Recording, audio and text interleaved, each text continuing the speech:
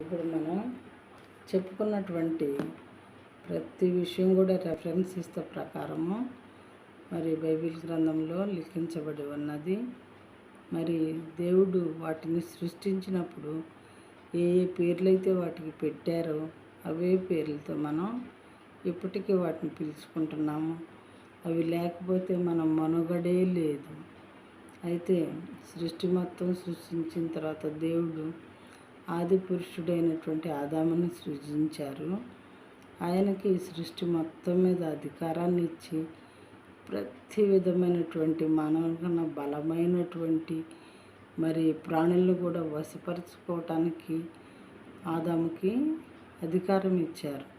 అలాగే సర్వమానవాళికి కూడా ఆయన తర్వాత వచ్చినటువంటి వాళ్ళకు కూడా అధికారం ఇచ్చారు.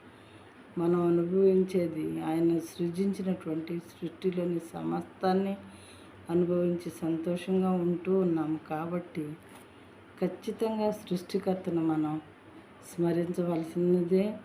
తర్వాత ఆయన్ని స్తుతించి తీరాలి, ఆయన్ని నమ్మి తీరాలి అని నా ఉద్దేశం. మరి మీ ఉద్దేశం ఏదో మీరే నిర్ణయించుకోండి.